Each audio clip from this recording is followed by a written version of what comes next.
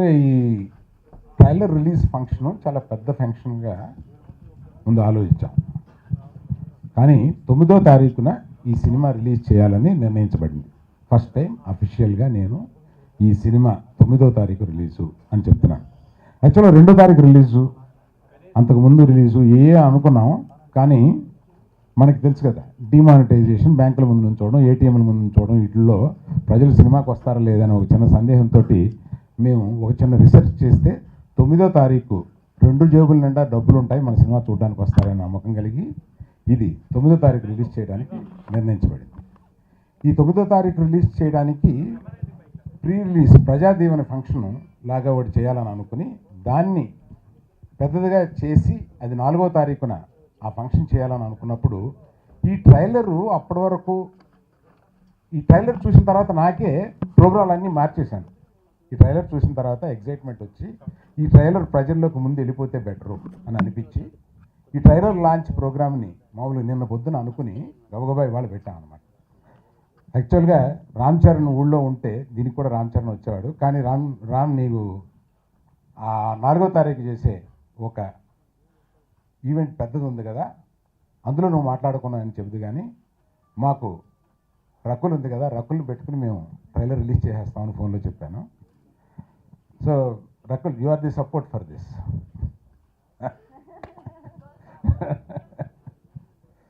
So cinema గురించి చెప్పడానికి ఇంకా మేము మా ఆశలు ఏంటంటే మామూలుగా 4వ తారీఖున ఒక పెద్ద ఫంక్షన్ చేసి అక్కడి నుంచి వైజాగ్, తిరుపతి, విజయవాడకు కూడా వెళ్ళి ఈ సినిమా గురించి ఎలుగెత్తి చెప్పాలన్నంత కోరిక ఉంది.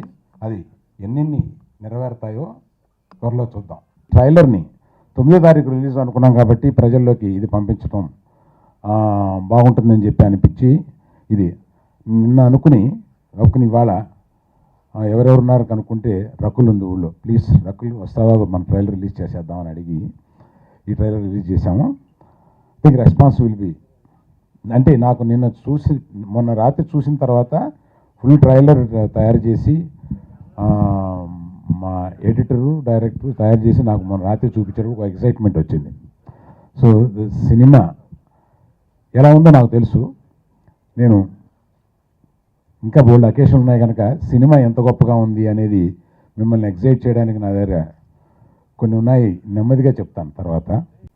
మేజర్ ఈవెంట్స్ ఏంటంటే 4వ తారీఖున మనం ప్రీ రిలీజ్, ప్రజలు ఈ సినిమాని దీవించాలని కోరుతూ ప్రీ రిలీజ్ ఫంక్షన్ ఒకటి పెద్దదిగా చేయబోతున్నాం. దాంట్లో ముఖ్య అతిథులు ఎవరు ఏమిటి అనేది త్వరలో మేము మీకు చెప్తాము. ఆ తర్వాత ఈ సినిమా ప్రీమియర్ ఇంపార్టెంట్ ఏంటంటే ఈ సినిమా ప్రీమియర్ యుఎస్ఏలో జరుగుతుంది. అంటే యూనిట్ అందరూ యుఎస్ఏలో వెళ్ళి ప్రీమియర్ చేస్తారు. That is one of the, అంటే తెలుగు సినిమాలు జనరల్గా చాలా తక్కువగా జరుగుతూ ఉంటాయి. That is one of our excitement.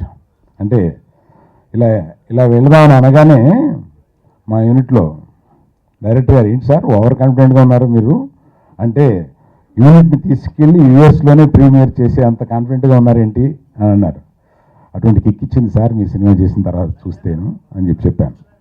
So ఈ 2 మేజర్ ఈవెంట్సే కాకుండా ఈ మధ్యలో వైజాగ్, విజయవాడ, తిరుపతి కూడా వెళ్ళాలని కొన్ని ప్రయత్నాలు జరుగుతున్నాయి. అవి సక్సెస్ అవుతాయని ఆశిస్తున్నాను.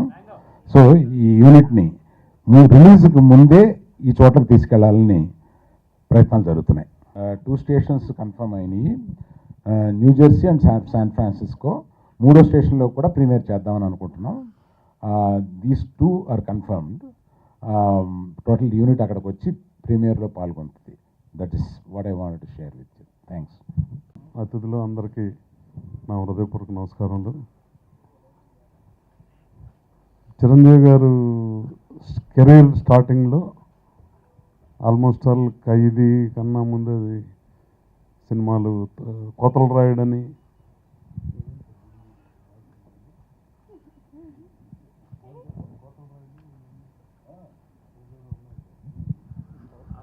చెన్నైలో గీతా ఆర్ట్స్ ఆఫీస్ ఉండేది.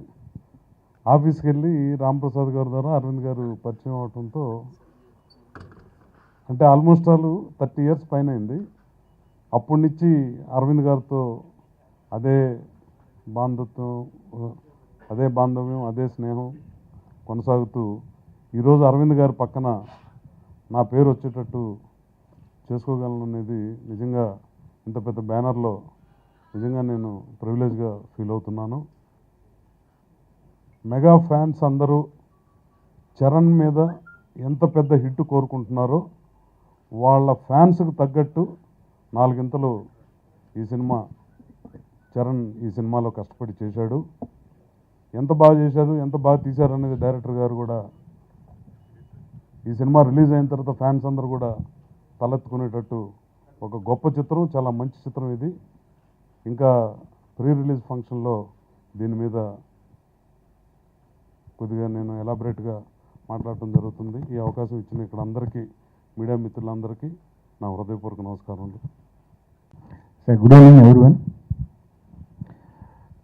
అందరిలాగే నేను కూడా 9th కోసం ఎదురు చూస్తున్నాను. I'm exciting.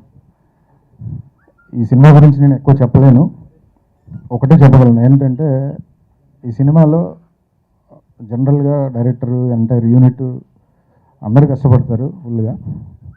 బట్ ఈ సినిమాలో అందరికన్నా ఎక్కువ కష్టపడ్డది చరణ్ ఓన్లీ. అది నేను ప్రత్యక్షంగా చూశాను. సో నాకు ఈ ఆపర్చునిటీని ఇచ్చిన అరవింద్ గారికి అండ్ ప్రసాద్ గారికి నా కృతజ్ఞతలు. Thank you very much. Sir చాలా ప్రెషర్ బిల్డప్ చేసేసారు ఆల్రెడీ. రకుల్ మాట్లాడుతుంది అని 20 minutes మళ్ళీ ప్లే చేద్దాం ట్రైలర్ లాగా. సో ఫస్ట్లీ నాకు నేను చెప్పాలి అంటే ఈ మూవీ చాలా స్పెషల్ అండి. ఎందుకంటే చాలామందితో సెకండ్ టైం పని చేస్తున్నాము ఈ మూవీలో. గీతా ఆర్ట్స్ అరవింద్ గారుతో, సూరి సార్తో కిక్ 2 తర్వాత, అండ్ చరణ్తో బ్రూస్లీ తర్వాత. And I think it's the best bunch of people that anyone can think of working with, and I'm really happy that I got to associate with them. And ee movie vachin mundu, this was one of my favorite films Tamil lo, and నేను obviously అనుకోలేదు remake ఉంటుంది వస్తుంది అని. But it was a film that I really liked and such an intelligent screen play. So ఈ movie వచ్చి వెంటనే నేను చాలా జంప్ చేసి ఎక్సైట్ అయ్యి ఈ మూవీ ఎలాగైనా చేయాలి, ఎందుకంటే అందరికీ ఎంత మంచి క్యారెక్టర్ ఉంది.